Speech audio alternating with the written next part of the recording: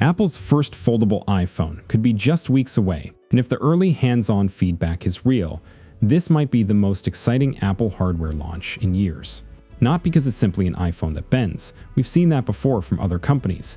The big story is that Apple may have found a way to make a foldable feel like a genuinely polished Apple product from day one. There is one catch though. This thing could arrive with two very noticeable compromises that might make some pro users stop and think. We're expecting Apple's September event to introduce the iPhone 18 family, but the headline device may be the company's long-rumored foldable. The name floating around most often right now is iPhone Ultra, although that's far from settled. Bloomberg's Mark Gurman says he's spoken with people who have used the device ahead of launch, and the reactions sound extremely positive overall.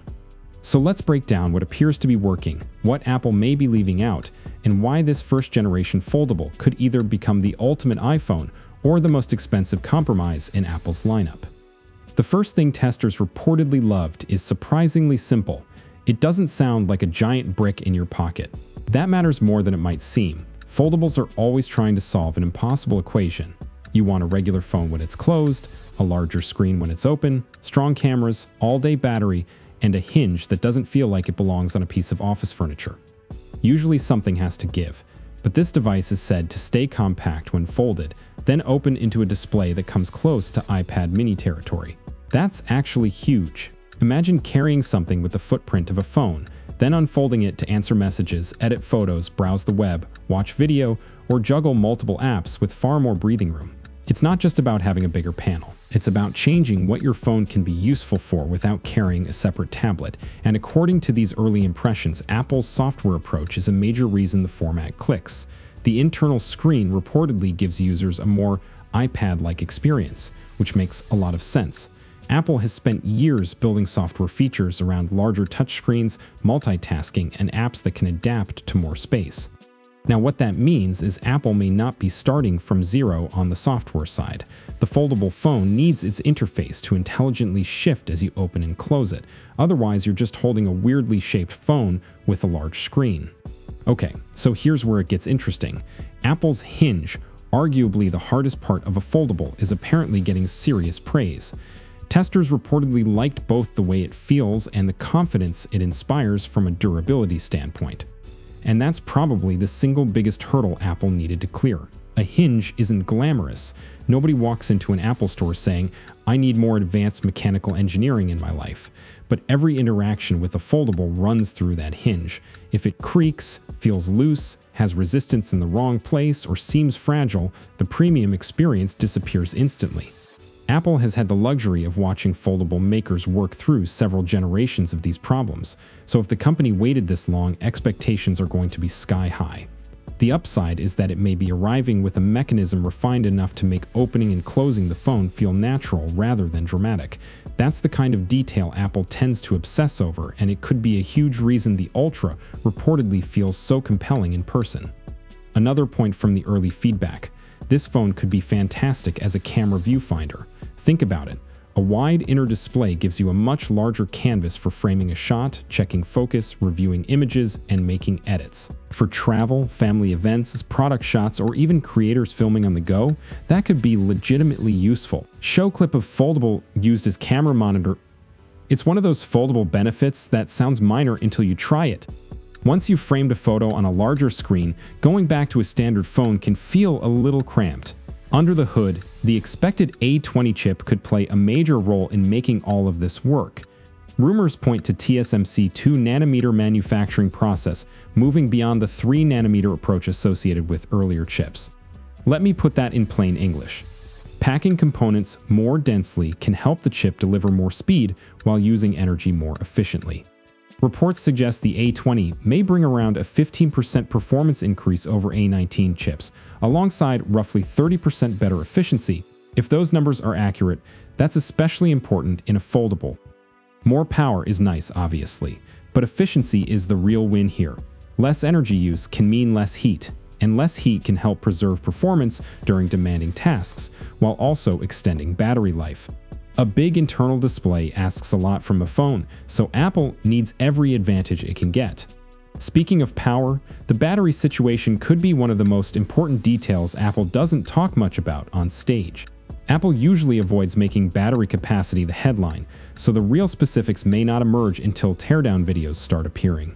Still, rumors suggest the Foldable may have a battery around 4,883 milliamps that would place it close to the 4,800 milliamps capacity associated with the Galaxy Z Fold 8. The intriguing part is how Apple might fit that capacity into a thin, folding body. Samsung has recently used silicon carbon battery technology in its foldable lineup, including a 5,000 mAh pack in the Z Fold 8 Ultra. Silicon carbon cells can offer more energy in a given amount of space, which is useful when every millimeter matters. Apple could potentially pursue a similar route, but there's also talk of a thinner power system design combined with high-density cells. And because the phone folds in the middle, the battery may be split into two separate packs, with one section on each side of the device. References found in the iOS 27 beta reportedly point toward a future iPhone with multiple batteries. That doesn't confirm the Ultra by itself, but it would make perfect sense for this design. Other foldables already use this kind of layout because you can't just place one large battery across a hinge. Now zoom out for a second, because even the name tells us how unusual this product could be. iPhone Ultra has become the popular label, replacing the older iPhone Fold nickname. But not everyone thinks Ultra is the right fit. Analysts Max Weinbach and Carolina Milanese have both questioned whether that branding accurately describes the device. Their argument is basically this: a foldable is not necessarily a more maxed out Pro phone. It may be a new category entirely, different, premium, and ambitious, but not automatically the most feature-complete iPhone. And that leads directly to the biggest concern from testers: the cameras. Leaked renders suggest this foldable has only two rear lenses.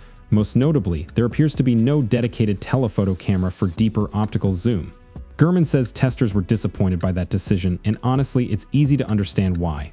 If this phone starts at around $2,000 or more, it will attract buyers who want the best of everything. Those are also the people most likely to care about having a serious camera system. An iPhone Pro owner considering an upgrade may look at the foldable's two-camera setup and see it as a step backward, especially if the iPhone 18 Pro and Pro Max retain more capable camera hardware for less money. This isn't an issue unique to Apple either.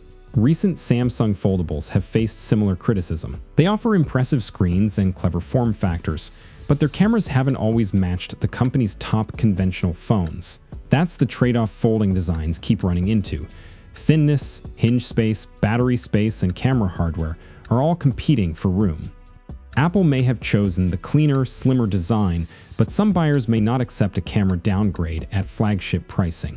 Then there's the second major omission: Face ID. Gurman's reporting reinforces the long-running expectation that Apple will use Touch ID instead. For some people, that will be totally fine. The fingerprint reader can be fast, reliable, and convenient. But Face ID has become deeply familiar to iPhone users, especially for unlocking payments and authentication inside apps. Removing it from a device that could cost well over $2,000 may feel like another compromise buyers weren't expecting.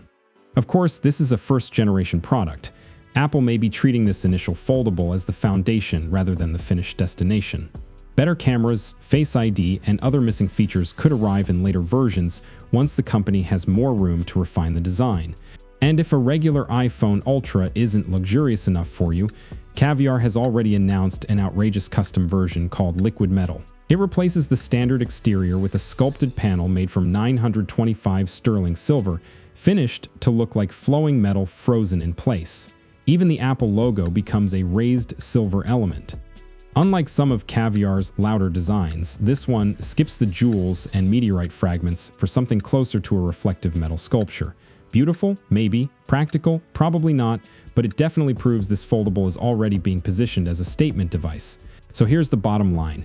Apple's foldable reportedly nails the parts that matter most for a debut model: the portable size, spacious inner screen, iPad-style software experience, refined hinge, and potentially excellent battery efficiency.